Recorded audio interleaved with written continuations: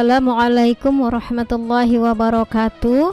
Materi ini adalah materi lanjutan dari video sebelumnya ya. Kali ini kita akan membahas tentang Asmaul Husna dan maknanya.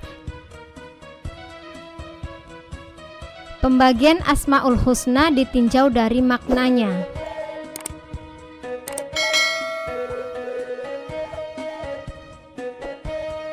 Al-Hayyu, asma ini menunjukkan sifat kehidupan pada Allah Subhanahu wa Ta'ala. Al-Alim, asma ini menunjukkan sifat pengetahuan pada Allah Subhanahu wa Ta'ala. As-Sami', asma ini menunjukkan sifat pendengaran pada Allah Subhanahu wa Ta'ala. Al-Basir, ayat ini menunjukkan sifat penglihatan pada Allah Subhanahu wa Ta'ala. Al-Qawiyyu, asma ini menunjukkan sifat kekuatan pada Allah Subhanahu wa Ta'ala. Al-Aliyyu, asma ini menunjukkan sifat ketinggian pada Allah Subhanahu wa Ta'ala. Al-Aziz, asma ini menunjukkan sifat kemuliaan pada Allah Subhanahu wa Ta'ala. Al-Qadir, asma ini menunjukkan sifat kekuasaan pada Allah Subhanahu wa Ta'ala. Asma-asma Allah Subhanahu wa Ta'ala yang menunjukkan sifat perbuatan atau fi'liyah. Al-Khaliq, asma ini menunjukkan sifat penciptaan pada Allah Subhanahu wa Ta'ala. Ar-Razzaq, asma ini menunjukkan sifat pemberi rizki dari Allah Subhanahu wa Ta'ala. At-Tawwab, asma ini menunjukkan sifat penerimaan taubat dari Allah Subhanahu wa Ta'ala. Al-Ghafur, asma ini menunjukkan sifat pengampunan yang diberikan oleh Allah Subhanahu wa Ta'ala. Ar-Rahim, asma ini menunjukkan sifat penyayang pada Allah Subhanahu wa Ta'ala.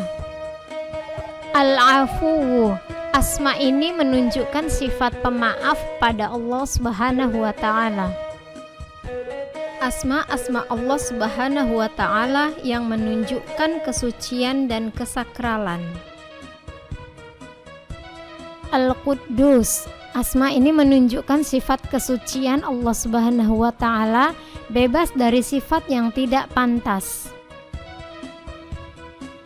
As-Salam, asma ini menunjukkan makna selamat dan bersih dari kekurangan dan aib. Asma-asma Allah Subhanahu wa Ta'ala yang menunjukkan beberapa sifat. Al-Majid, asma ini mengandung makna yang mencapai tingkatan teratas dalam hal kesempurnaan. Al-Hamid, asma ini mengandung makna maha terpuji. As-Somad, asma ini mengandung makna yang mencapai tingkat teratas dalam hal kesempurnaan. Al-Azim, asma ini mengandung makna zat yang memiliki kesempurnaan dalam keagungan. Makna Asmaul Husna dan implementasinya dalam kehidupan. Mengenal Allah Subhanahu wa Ta'ala melalui Asmaul Husna merupakan keharusan bagi umat Islam untuk mempelajarinya. Kemudian setelah mempelajari dan memahami Asmaul Husna adalah mengambil pelajaran, meneladani dan menerapkan Asmaul Husna tersebut dalam bentuk perilaku ketika berinteraksi di kehidupan sosial masyarakat. Berikut ini penjelasan beberapa asma-asma Allah yang terdapat dalam Asmaul Husna. Karim adalah orang yang memberi sesuatu kepada orang lain setelah diminta. Berdasarkan makna-makna tentang Al-Karim, sikap dan perilaku yang harus diimplementasikan dalam kehidupan seorang muslim adalah: 1. Menebarkan kebaikan dimanapun berada, sehingga keberadaan seorang muslim mendatangkan manfaat bagi siapa saja. 2. Bersikap pemaaf dan lapang dada kepada siapa saja yang sudah berbuat zolim kepadanya. 3. Senantiasa menunaikan amanah yang diberikan kepadanya, juga selalu menepati janji yang diucapkan. 4. Memiliki empati dan simpati yang tinggi kepada yang membutuhkan. Dan yang terakhir adalah mencintai Allah Subhanahu wa Ta'ala dan Rasul-Nya dengan melaksanakan segala perintah dan menjauhi larangannya. Berdasarkan makna-makna tentang al-mu'min, sikap dan perilaku yang harus diimplementasikan dalam kehidupan seorang muslim adalah: 1. Memberikan rasa aman kepada siapapun, baik dari lisannya ataupun dari tindakan yang dapat merugikan orang lain. 2. Tumbuhnya sikap optimis, tegar menghadapi berbagai cobaan karena Allah Subhanahu wa Ta'ala telah memberi ketenangan dan jaminan kepada setiap mukmin. 3. Berpartisipasi aktif menjaga keamanan lingkungan sekolah dan masyarakat. Dan yang terakhir adalah mentaati rambu lalu lintas dalam rangka menjaga keselamatan dan keamanan diri sendiri dan orang lain saat berkendara di jalan umum. Berdasarkan makna-makna tentang al-wakil, sikap dan perilaku yang harus diimplementasikan dalam kehidupan seorang muslim adalah: yang pertama, memiliki kepedulian terhadap urusan saudara yang seiman dimanapun berada. Yang kedua, menjaga segala hal yang diamanahkan kepada diri terkait urusan kemanusiaan dengan penuh keikhlasan dan semangat. Yang ketiga, mengerahkan segala kekuatan yang sudah dianugerahkan Allah Subhanahu wa Ta'ala kepada dirinya untuk berkhidmat kepada umat dan memberi manfaat kepada mereka.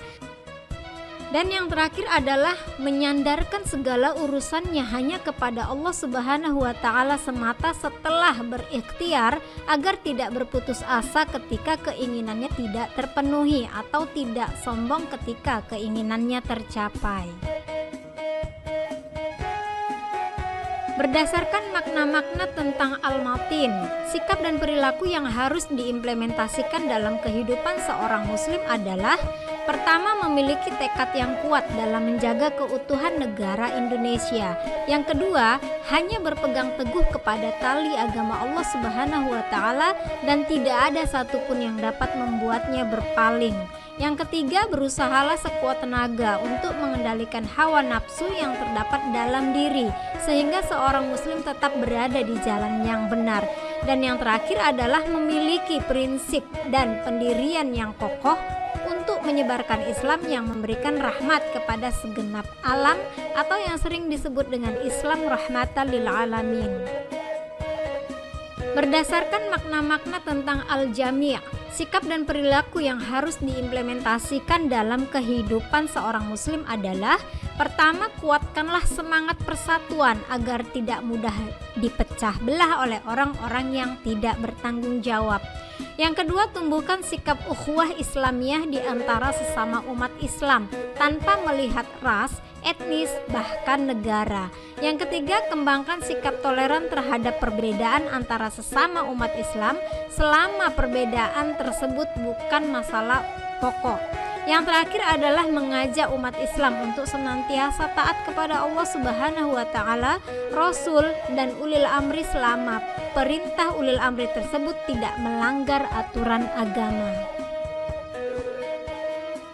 Berdasarkan makna-makna tentang al-adl, sikap dan perilaku yang harus diimplementasikan dalam kehidupan seorang muslim adalah: pertama, memberikan perlakuan yang sama kepada semua orang dalam pergaulan sehari-hari. Yang kedua, menetapkan hukum yang sama kepada siapa saja yang bersalah, tidak menerapkan seperti yang dikatakan pepatah, tumpul ke atas, tajam ke bawah. Yang ketiga, hendaknya menempatkan sesuatu pada tempatnya sehingga tidak menimbulkan masalah. Yang keempat, jadilah bagian dari solusi, bukan bagian dari masalah untuk mendapat ketenangan dan kedamaian dalam hidup. Yang kelima, tidak melakukan keberpihakan ketika menjadi seseorang yang dipercaya untuk memutuskan suatu perkara atau sesuatu yang lainnya. Dan yang terakhir adalah bersikap sportif dan berani mengakui kesalahan yang sudah diperbuat. Demikian video pembelajaran ini, semoga bermanfaat dan tetap semangat memperbaiki diri. Assalamualaikum warahmatullahi wabarakatuh.